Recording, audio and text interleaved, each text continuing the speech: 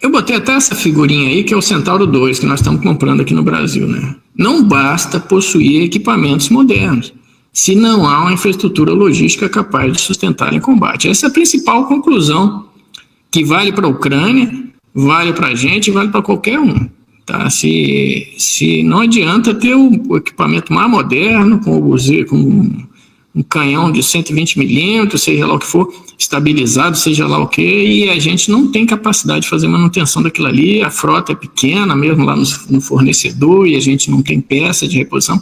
Então, assim, tudo isso tem que ser pensado, né? Se a gente não... A logística é muito importante quando a gente está tratando cada vez mais com esses equipamentos mais sofisticados, né? Gera uma vantagem grande, né? Ele tem mais capacidade, ele faz mais coisas, mas ele tem mais demandas logísticas. É o que a gente fala na logística, né? A gente sempre usa uma imagem de um iceberg, né? A gente vê um iceberg quando a gente está navegando no mar, quando a gente vê um iceberg, aquela pontinha para fora é um décimo do tamanho do iceberg que está lá para baixo do mar, né?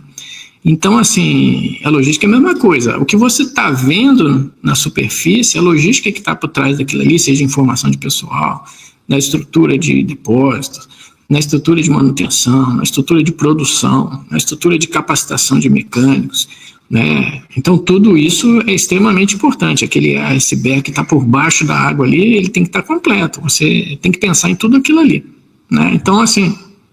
esse é o grande ensinamento que tem para a Ucrânia e para todo mundo que pensa em logística, né? Então, e mesmo a logística empresarial, aí nas empresas que tem frotas de veículos, etc. Tudo isso tem que ser pensado, né? Então, assim, mas numa guerra não tem jeito, não tem como você improvisar, né? E o que está acontecendo na Ucrânia é isso, né? Você está sendo obrigado a improvisar, está sendo obrigado a combater uma guerra em que você está com uma frota de 110 tipos diferentes de veículos blindados, mais outros tantos de useiro, mais outros tantos de equipamentos eletrônicos, mais outros tantos de rádio, mais outros tantos e tudo mais que utiliza, equipamentos de engenharia e tudo mais, e que é um pesadelo, né? É um pesadelo para o logístico que está ali por trás, executando a manutenção. Por isso, em função disso, da logística, né, a tendência é que esse ano 2025 seja mais complexo ainda para os ucranianos. Eu estou falando de eficiência em defender as trincheiras, em defender os ataques russos, não estou falando disso, eu estou falando das dificuldades que eles vão ter em termos de pessoal de manutenção, porque uma das coisas que está acontecendo, segundo se diz, é que eles estão desviando o pessoal da logística para a infantaria, por exemplo, por falta de pessoal. A última informação que eu tive é que a Ucrânia está tentando fazer uma mobilização grande de pessoal esse ano, 2025.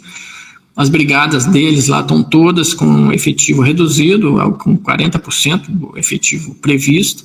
Então eles precisam recompletar uma quantidade grande de brigadas, precisam recompletar posições, mas não é só recompletar soldado, né? Você precisa do capitão aperfeiçoado, você precisa do tenente, você precisa do major lá do Estado-Maior, você precisa de uma brigada de um coronel de Estado-Maior. Então, assim, você precisa de gente em várias funções, que não é assim de pegar o cara ali o cara da padaria lá do que faz pão lá para o exército ucraniano e botar ele para ser comandante de uma brigada. Não é assim que a coisa funciona. Você precisa nem assim o logístico, né? E nem assim o logístico que tem essa quantidade toda de material aí para processar, para manutenir, deixar em condições de uso 24 horas por dia, 7 dias por semana, 365 dias por ano.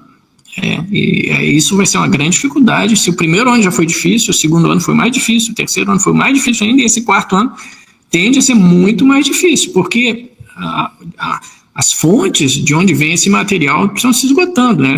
Hoje, por isso os americanos são tão importantes nessa equação assim, do material ucraniano. Se os americanos continuarem fornecendo, como forneciam, a quantidade de material que os ucranianos demandavam, a coisa ainda vai rolar um tempo. Mas se eles não fornecerem, o resto não tem condição de fornecer isso. E se tiver, vai ser mais coxa de retalho do que já tem hoje em dia.